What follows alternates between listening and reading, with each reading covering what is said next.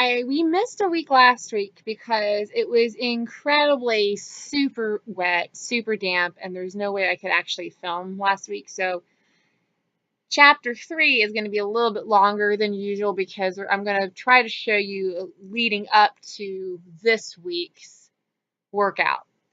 And so pretty much what we worked on this week, really quickly, is we are going to be working on getting him used to pressure around his middle. Because what we're going to start doing this week is start introducing the saddle to him. And then gradually introduce weight with the saddle, and etc. So what I'm doing here is I am getting a lead rope. And I'm actually just taking it casually, putting it around his middle. What you saw me do before this was I was actually taking it and actually fake cinching it, if you will. I'm putting pressure around his middle and releasing it. And so he's getting used to that sensation of that tightening. It's instantly loosening, and he's not having to panic too much. And of course, it's going to be a little bit different once you put a saddle on. But in this sense, it gives them a chance to get them used to that feeling before you put a saddle on. So here I'm applying a little bit more pressure. With that exercise, I actually have the rope around his middle, and I'm tightening and loosening that rope. So, of course, he's turning around and kind of acting surprised and then putting his head back. So pretty much what I'm looking for is I'm just looking for him to be relaxed. Of course, if he was kicking at it and biting and striking or doing something else, we'd have to back up the truck a little bit. But since he relatively handled that well, we can move on to other bigger and better things. So the next thing after rope work, what I like to do is I like to start introducing the saddle pad. And sometimes I'll start with the saddle pad itself, or I will start with another object or obstacle. So what this will give him a chance to do, if he truly has an issue with the pad, this is his time to react to it. A lot of people work under the assumption that a horse is going to just accept saddle pad and they throw it on and they go. What we tend to forget is where the saddle pad goes, where the saddle goes, where the human goes, is actually a kind of a point of contention in the horse's natural behavior and their mannerisms and what they're looking for fight or flight wise. So think about if this was a cougar that was hopping on him to try to bite him. Generally, they try to bite the legs. Mostly they try to bite the spine. They'll hop on the horse's back because they can bite the spine, and the horses, if their spine is compromised, then the horses can't move and they're easy prey. So the horse's natural instinct is to not allow a heavy object on their back. And so that is within reason. So I also want to set him up for success too, because in the event that somebody else is working with him and they're asking him to stand still for the saddle and they just kind of throw it on him by accident, they put it a little bit too far back, a little too far forward, it won't blow his mind that there's something different going on. He will be expecting that no matter what happens, he can stand still and he can trust me or whoever is playing with him that this is a good thing. He can stand still. He can be calm. It's not a big deal. The other thing that I like to do too is I like to actually have them move around with the object on, because there's a difference between standing still and then there's a difference between moving, because you can desensitize a horse all day with their feet still, but sometimes as far as a saddle and a human goes, if you can have it on them, if you don't make them move, then they're just going to stand still. And you could even develop a horse that it gets panicked. They could be fine all day long standing, but they might actually panic with having something on them while they're moving. So you want to try to develop a good even keel of both with them standing still and their feet moving.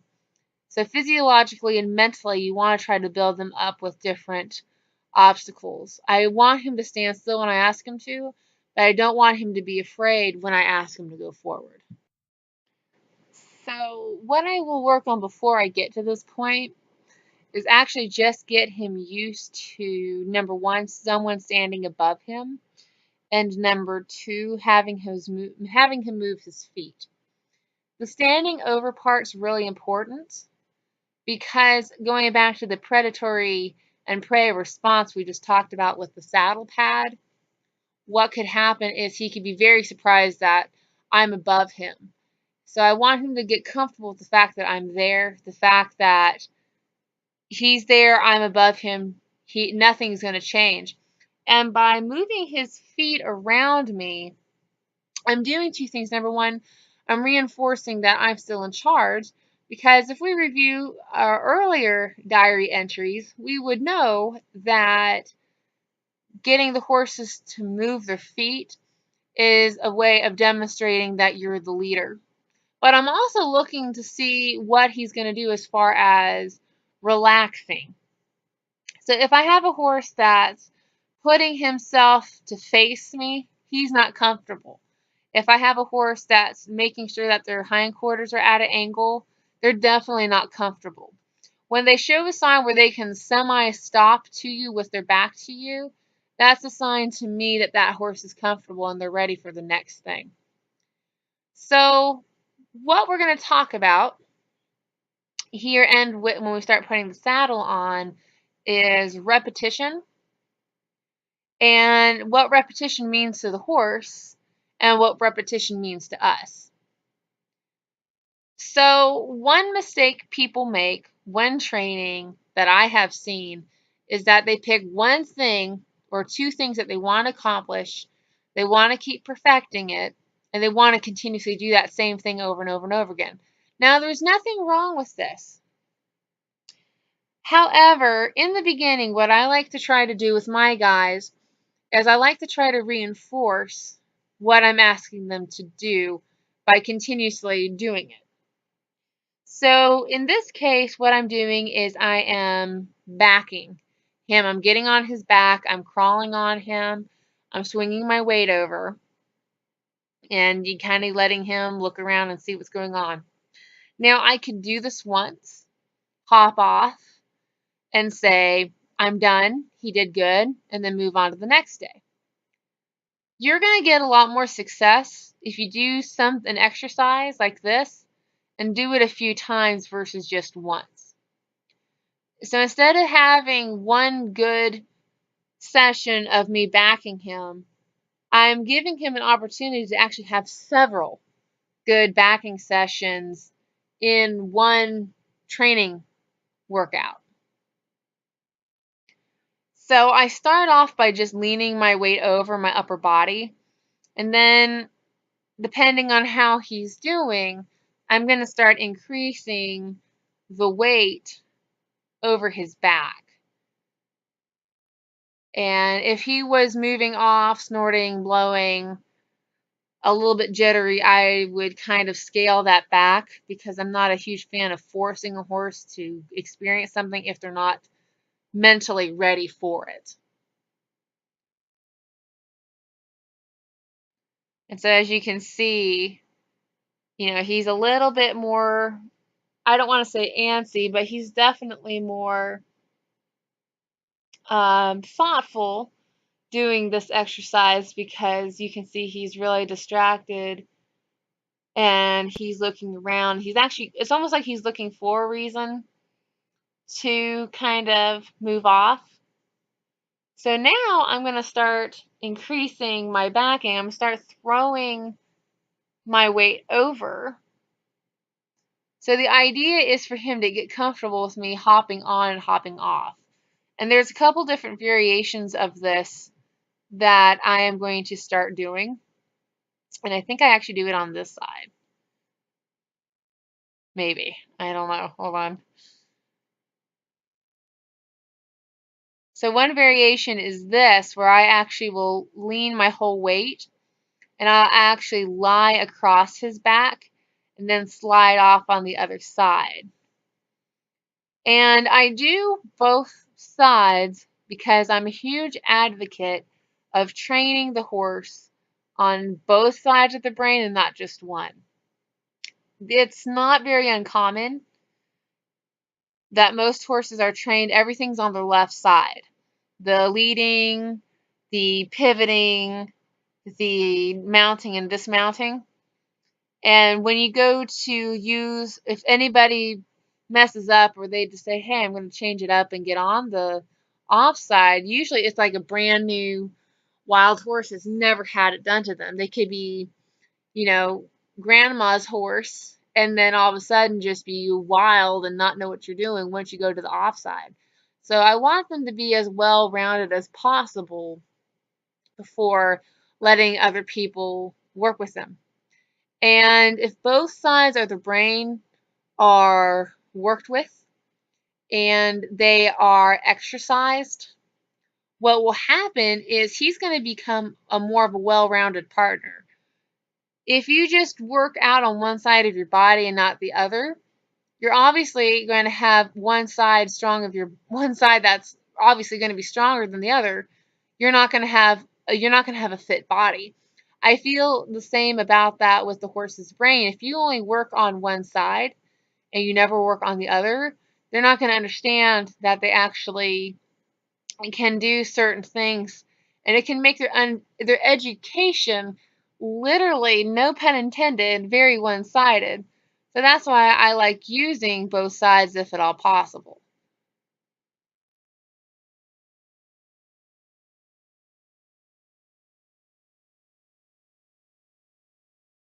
So what I'm going to start looking for is, you notice how I kind of blocked his head there? I don't want him feeling like he has to interfere. And I don't usually, when they're nervous or apprehensive and they turn their heads towards you, my experience is they will actually start biting. So rather him understand that I can block him and have him actually just keep his head straight up and down versus turning his head into me and worrying about what I'm doing. If he can look after his own feet and not worry about me, we'd have a much better relationship. So I'm going to actually move to the other side. And upon occasion, even though I'm doing things evenly on both sides, if he does something like here, if he does something that like moving around or moving away from me, I'm going to repeat that action to see what it was that made him move. Now this is really fun because I'm going to get him used to carrying weight around, and he's going to look at me like, what are you doing and why are you making me do it? So I'm going to give him the cue to walk because he does know how to ride. He hasn't ridden before. So he knows how to walk forward, but he's just not totally thrilled about this weight thing. So you can see him turning around and looking at it and like, okay, what are you doing and why are you doing it that way? This is beyond strange. So keep in mind, I have the lead rope on one side going to the halter. So I have control of his head. So if he went up in a bucking bronco rampage, I can easily turn his head towards me and actually slide off. So no immediate danger. So this is really cute. And that shows how smart he is. He went to the mounting block and nudged it like, okay, this is where you've been getting off, right? So even though I've yet to ride him, and even if I did, I would not stop him near a mounting block. He's associating the mounting block with me getting off him. So that was cute. So you noticed that I actually had him go past the mounting block, then have him stop. So I'm going to start establishing that disassociation as early as I can. So this is the part that gets kind of interesting, and I want you to keep this in mind for later. So what I'm going to do here is I'm going to do the exact same thing on this side that I did the other side. So notice, verbally, of course, I'm asking him to walk. I'm taking my hand and kind of patting his rib cage a little bit, which is why he's turning around and looking. But you notice he doesn't move. He just stands there, and then he gets really relaxed and yawns and is like, whatever. You actually can't make me do anything. So to me, that's a slightly disconcerting because he actually didn't move. He wasn't comfortable enough to move that side, but I took it and used it to my advantage anyway and just hopped on his back, and I'm going to do the same thing this side. Well, if you're not going to move, I'm going to go ahead and just slide on over. So I kept that in mind for later on in our workout. The fact that he moved very readily on one side and didn't on the other tells me that he did not get enough work on both sides. So the fact that I'm asking him to engage his brain on the off side made him kind of look around and question, like, was that the right thing to do? And like I said, I like my horses to be even keel on both sides. But he'll get there. This is kind of his first introduction into doing a lot of this. So I'm very proud of him. So I'm going to start putting on the saddle here. Now we've done a little bit of saddle work this past week. And I'll tell you kind of how that's gone. Much like what I did with the saddle pad was, I'd put it on, I'd take it off, I'd flap it around, I'd leave it on the ground, let him go up and sniff it. And repetition, repetition, repetition. Because last week I took it out of the tack room just to kind of see what he would do. And he was just really tense and on his toes. So I want to give him a chance to work through it. So we worked through it, and we're going to keep on working through it this week too, and kind of see how he does. But, you can see here he's just standing around and looking at it, and so that's better than what he was doing before. And what I'm going to be doing here is I'm going to start putting on the girth and snug it up a little bit. And so pretty much this is his introductory to actually moving with the saddle on. So this is the first time since I've had him here that I have actually worked with him with the saddle on. So his reactions and everything, I could not guess what he was going to do. He could be totally fine. He could turn to a bucking bronc. We have no idea what he is planning on doing. So I started off small with the girth, but I'm going to cinch it up a little bit before I send him out, because in the event that he decides to start bucking with the cinch on, I want him to do that with the saddle on correctly and snugly.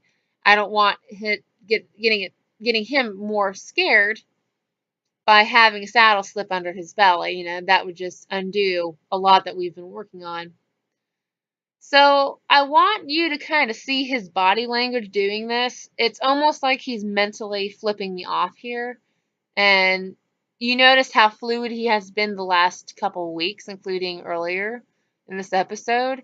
And then once the saddle's on, he kind of dodging forward a little bit. He flicked his ears back, and he was just like, you know what?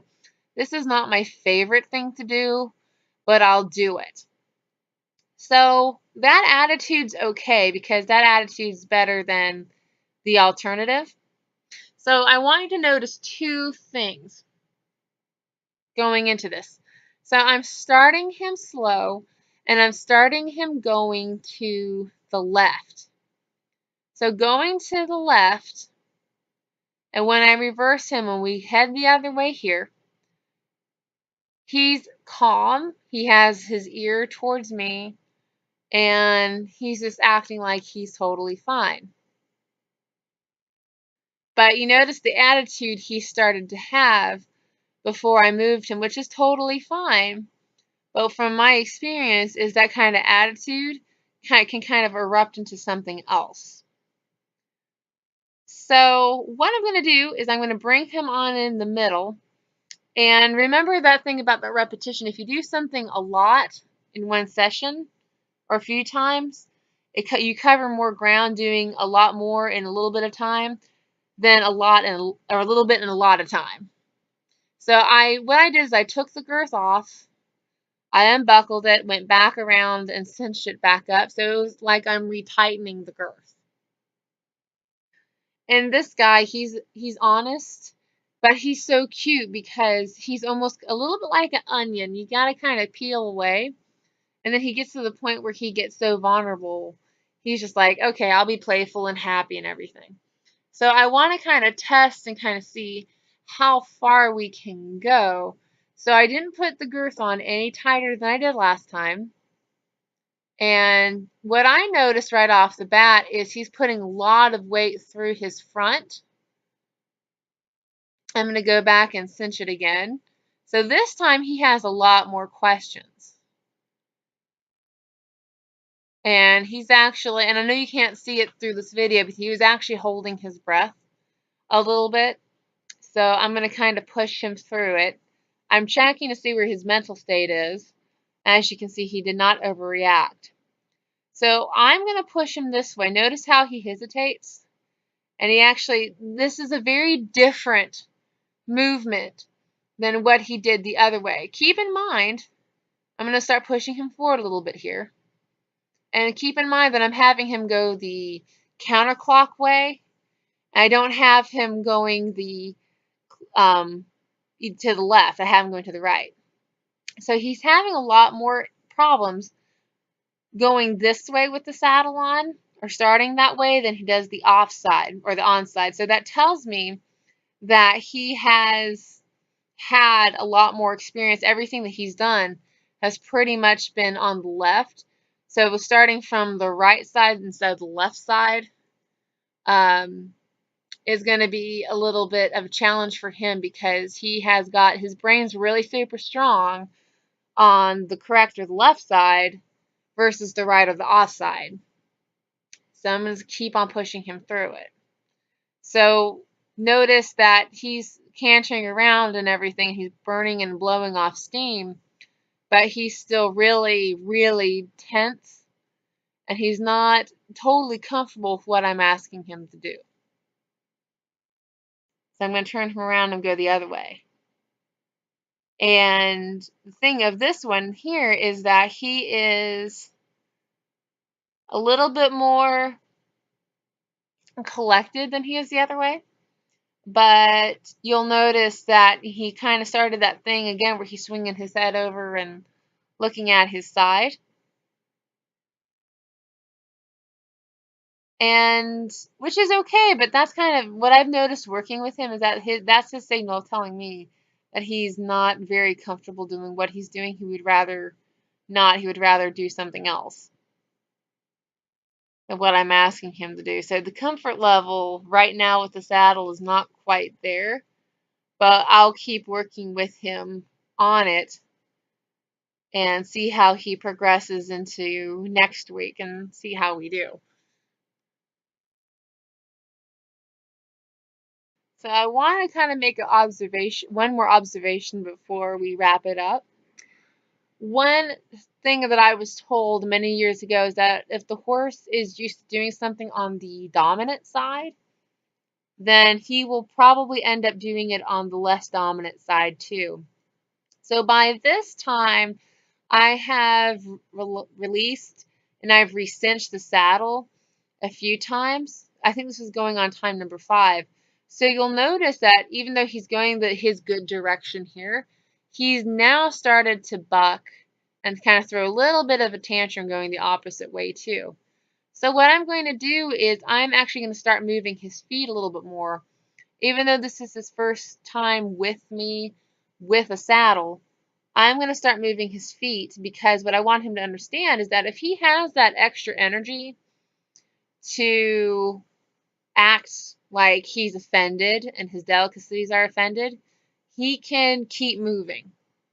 It's not going to hurt him at all, and it's going to help him refocus that walking, relaxing feels so much better than being a crazy person and running around. My other point that I wanted to make too is that as you are continuously adding things to your horse, even things like a saddle, bridle, rider, things like that, that can create a point of contention for the horse, because they can easily get frustrated and they cannot know what you want. So you always want to have a foundation built that if your horse needs to release some of that frustration, you have a place to do that. And so for him, his frustration right now is having the saddle on him and moving around with it. So we're gonna keep on working him through it this week and kind of see where he is by the time we get to the next episode or next week. So I hope you guys have a great rest of your week. Hopefully I'll see you back again for next time. And I do apologize greatly for the camera angle. Hopefully by this upcoming week we won't have so much rain, and I'll get more and I won't have to worry about hurrying up and filming an episode. So hopefully I'll see you guys again later. Hope you enjoyed.